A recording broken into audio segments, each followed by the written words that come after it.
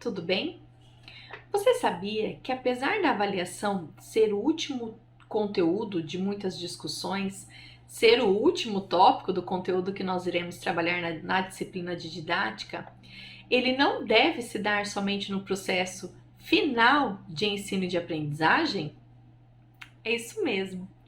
A avaliação, ela é parte integrante de todo o processo de ensino e de aprendizagem. Ela deve estar prevista desde o momento em que o professor planeja as atividades que serão realizadas em sala de aula. A avaliação, ela deve ser realizada no decorrer de todo o processo de ensino e de aprendizagem.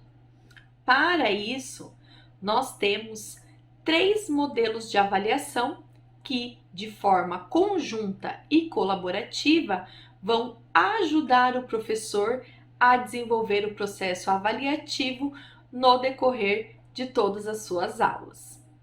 Nós temos a avaliação diagnóstica, nós temos a avaliação formativa e nós temos a avaliação somativa. Por que falar sobre a avaliação no decorrer de todo o processo de ensino e de aprendizagem é importante? Pense um pouquinho, relembre do processo avaliativo que você passou no decorrer da sua vida. Como que a avaliação ela ocorreu no seu processo de escolarização? Foi um momento tranquilo, calmo, de aprendizagem? Foi um momento prazeroso?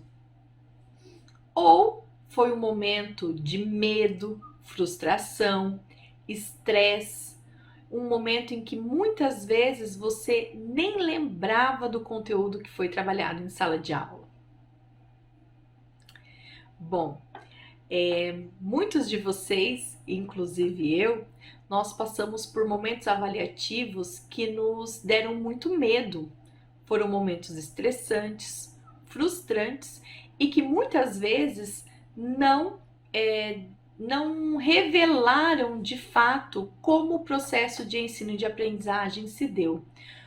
Foi um momento em que, de fato, o conhecimento que nós construímos no decorrer da nossa aprendizagem, ele não foi demonstrado e nem revelado para o professor, pois pelo estresse, pelo medo que nós vivenciamos na avaliação, isso não foi possível de ser visto pelo professor e não foi possível de nós expressarmos esse nosso conhecimento por meio das avaliações.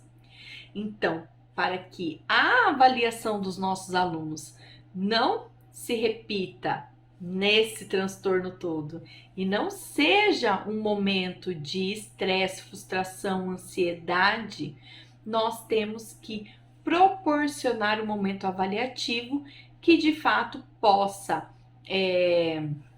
fazer o levantamento do conhecimento que os alunos possuem sobre os conteúdos que estão sendo trabalhados. Então, mais uma vez, utilizando as avaliações diagnóstica, formativa e somativa, nós, professores, poderemos verificar como o processo de ensino e de aprendizagem ele está sendo realizado e como o aluno está se desenvolvendo nesse processo. Se o aluno estiver alcançando os objetivos que estão sendo propostos para aquele assunto, conteúdo, bimestre, ótimo! Aquele aluno de fato está conseguindo compreender e construir os seus conhecimentos. Mas se nós verificarmos que há algum aluno ou há alunos que não estão conseguindo atingir os objetivos propostos, nós temos como professores condições de rever o nosso plano de aula, rever as nossas estratégias, o nosso método, pensar em novos recursos e novas técnicas que possibilitarão que esse aluno possa, ao mesmo tempo em que os conteúdos estão sendo trabalhados, construir os seus conhecimentos. Ou seja, não será somente lá, no final do processo de ensino e de aprendizagem, lá no momento daquela avaliação escrita, lá no final do bimestre, do semestre ou do conteúdo, que o professor vai descobrir que o aluno não aprendeu, né? Por meio dessas avaliações, desses modelos de avaliação que são aplicados no decorrer de todo o processo de ensino e de aprendizagem,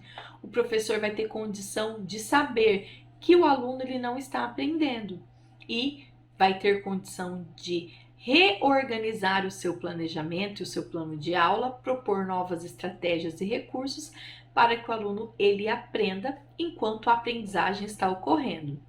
Diante desse fato, não há necessidade, por exemplo, das provas de recuperação, não é mesmo? Porque o aluno ele vai recuperando o conteúdo, ele vai reorganizando o seu processo de aprendizagem também no decorrer das aulas. Assim, o professor ele consegue também avaliar se o planejamento que ele está fazendo, se o plano de aula que ele registrou, ele está sendo eficiente. Se não, ele tem condição de mudar. E o professor consegue verificar se os recursos que ele trouxe estão sendo suficientes. Ou, se ele não trouxe recursos, ele ainda tem condição de escolher os recursos e inserir no seu plano de aula. Pois por meio das aulas que devem ser lúdicas, dinâmicas, ativas e envolver os alunos, é que o processo de ensino e de aprendizagem de fato ocorre. Bom, a avaliação, então, ela deve ser um momento prazeroso, um momento em que o aluno consiga expressar os conhecimentos que ele produziu. A avaliação deve ser um momento contínuo que deve ocorrer no decorrer de todas as aulas e de todo o processo de ensino e de aprendizagem. Assim, também a avaliação deixará de ter esse caráter frustrante, de medo, ansiedade e que não revela de fato o que os alunos aprenderam. Que essas reflexões sobre o processo avaliativo possam despertar em vocês a curiosidade de saber mais sobre avaliação, de estudar mais sobre o processo avaliativo e que, de fato, em sala de aula, trazer avaliações que valorizem o conhecimento dos alunos e o processo de aprendizagem e que não seja um momento de estresse, ansiedade e de medo, como muitos de nós passamos no nosso processo de escolarização. Um forte abraço!